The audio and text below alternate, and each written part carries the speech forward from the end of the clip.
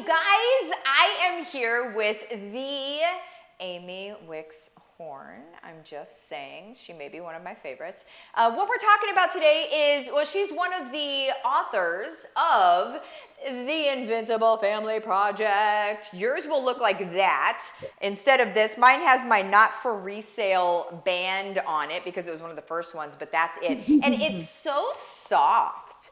Isn't It it just is. so soft? And you just want to touch it, but really you should read it. And so what we're gonna what we're gonna be talking about today is Amy's chapter, and I want you to see if Amy's story matches your story or if it matches somebody that you know's story. Because at the end of the day, you guys, this is chock full of families recreating what their lives look like. Okay? And so if you can see yourself in that, or if you can see someone else in that, just bless them by getting the book for them or lending them the book or doing whatever so they can recreate their lives as well. This is truly our only mission here, okay? So, Amy, what was life like at the beginning of your chapter? So this may sound familiar to some of you. I thought I was doing everything right? I checked off all the things on the list, the good life list. Be a good person, follow the rules, get your education, get married, have kids. I was awake one morning to realize that half of my face was completely paralyzed out of nowhere. This is called Bell's palsy, and a lot of you may be familiar with it because one of our very famous entertainers, Justin Bieber, has had something similar in the last year as we're filming this. And for me, it was not famous. I had no clue. So I felt very blessed to be able to get immediate medical treatment. We had just moved back to the hometown that I had graduated from college in. I didn't even have a doctor yet. And I was scared. And it was very possible that I was extremely sick. And I realized in that moment, I had not set myself or my family, more importantly, up for success. I had made myself so integral to the success of our financial, our spiritual, our physical life that the absence would be destructive in a way that wasn't even comprehensive to me. And as I survived that, because it ended up not being a brain tumor, yay, no brain tumor, we fell into economic struggles because I had been sick for so long. And so I began to immediately double down on researching health. I began to double down on researching how to really grow wealth and how to create residual and sustainable income because I was trading dollars for hours to the extent that it made me physically ill. So if you're out there and you're thinking, I don't know how I can keep this up, I want to tell you right now, you don't have to, and you shouldn't. And I know those are two things that are hard to hear because you've been taught your whole life that this is what you're supposed to do. Be a good person, go to work hard, you'll get promoted, you'll make a good life. That's not true anymore. You need to create a life you love. Now, if you love that life that you're living right now, God bless you. I'm so happy for you. But if you don't, I'm praying that you find a different way of living. And that's what I found in HBR. That's what I found in Affiliate Marketing University. That's what I found through Martha. And I went from being mentally and physically and emotionally broken to developing 2 6-figure businesses in a single year with my husband and dramatically changing our lifestyle. And this was not some magical, special push of a button. This was coaching to have me use what I already knew, guys. I already knew all this stuff and just how to share it and how to market it and how to help other people who might be in the same situation we are in. So I learned how to hack my health for the better. I learned how to hack my finances for the better. And if you don't think those two things are connected, woo, having your finances squared away changes everything. Your stress level plummets. And for me, probably the biggest impact of all of this was my kids. My kids saw everything that was happening. I thought I was hiding it. I thought they didn't know that I was crying in the garage because I didn't know how I was going to buy my 16-year-old a car. and I knew they needed a car to get to work and back. They didn't know I was afraid to go to IKEA. I only had $300 to spend on an entire dorm room. How was I going to make that work for my daughter who was going off to college for the first time? I wanted her to have bedding, a place for her clothes, right?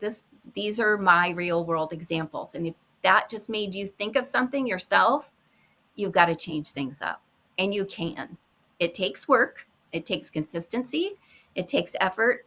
And what's going to happen in the end is you can join us and be invincible. And I can't It tell you what a is. difference it makes. And I pray for everybody out there that you get this experience, however you reach it. I love it. I love it. There are so many pieces, Amy, inside of that, inside of your story, not that story, inside of your story, that I feel like people can just anchor into. There's one thing that I wrote down as you were talking, in case you were like, "Why is she writing as I'm talking?" That's how I keep things in here. I get them out of here, right? Yeah.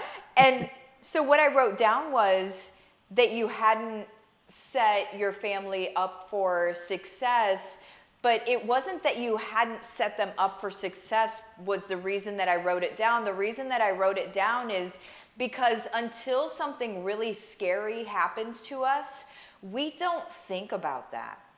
We don't think about, what's going to happen. I mean, quite frankly, what's going to happen if I'm not here? Sometimes those are the questions that come up whenever we have different diagnoses and things like that. Sometimes it's what's going to happen if I lose my job? It looks like I might lose my job. What's going to happen if that? And those are very like dramatic moments in our life. But what if? What if we had just very, I don't know, and the way that I'm thinking about it is just like nonchalantly. What if we had in a very easy, not freak outy way, set ourselves up day by day by day? What if we had been doing small activities every day that had then set us up for if this job lets me go, it's okay because I've already been growing something on the side anyway, so it's not so stressful, right? Or, a diagnosis where you can be like, God forbid something really happens, I know they're okay, right? That's it. That's That's it. that's peace. And that's a peace that is very hard to experience if you don't have, and I'm going to use the word control, over your finances and how money comes in. Because whenever we just work our 40, 60, 80 hour a week jobs, we don't have control over money coming in. We think we do. It's faux. We think we have control, but really they could nix us anytime and then we've got nothing. But we Well, and have control. Go ahead. you're looking at losing your computer. You're looking at losing your benefits. I mean, we immediately think of the dollars that are involved, Yeah. but this myth, this faux security is Yeah. about so much more than just dollars. We're Right. literally putting our entire family's security in the hands of people who can replace us in a minute. And You need quite to create frankly, something that can't be replaced in a minute. right. And quite frankly, and I hate to even like just be like, the world sucks, right? But like, they don't really care about us, And it's not, I'm not speaking life over people not caring about us, but the truth of the matter is, if they can let you go in an instant, they can't possibly care that much. You know what I'm saying? And so we have to care for each other and we have to care for our own families. We have to make sure that we're taken care of. And there's nothing, it's not like you need to become Jeff Bezos, whatever, overnight. It's not like you need to, or ever, It's really, most people just need an extra $200 to $400 a month, right?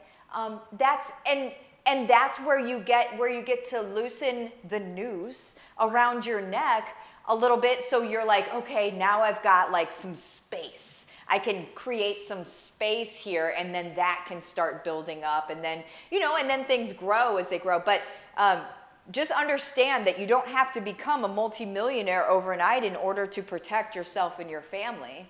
It's really just starting. It's just starting and creating things. We have systems that work, so it's not like you have to even figure it out on your own, quite frankly. So, Amy, thank you for coming on and sharing your chapter, or the beginning of your chapter. If you want to see how Amy's chapter ends, what you need to do is you need to grab the book. The link is in the description of this video. Grab this book. Whenever you receive it, you're going to open it up to Amy's chapter, and you're going to read through it, and you are going to be, the word is shook.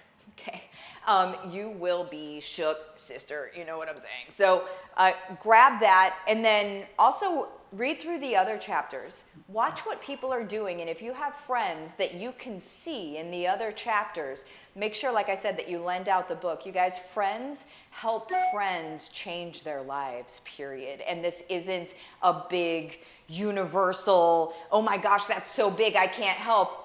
It's small enough for you to be able to help. It's literally your friends, your family, your community. You're the only one that can help. So thank you again, Amy. Any last words to people before we pop off of here? I think for me, it's important that people know that I tried a lot of things. I tried MLMs, and I still love those people and those products. I tried starting my own businesses before. This is different. It's simple, bite-sized, consistent. I understood, I was able to implement, and I always had support. I had a human I could ask questions of. And for me, that's what the turning point was. So if you're listening to this and you're thinking, blah, blah, blah, I've done this before, you haven't. No. This is completely different, and you can do it. Yes. Yes. On that note, we're getting out of here. Thank you, Amy. Thank you, guys. You have the best evening, day, whatever time of day it is for you, and we will see you next time. Bye-bye.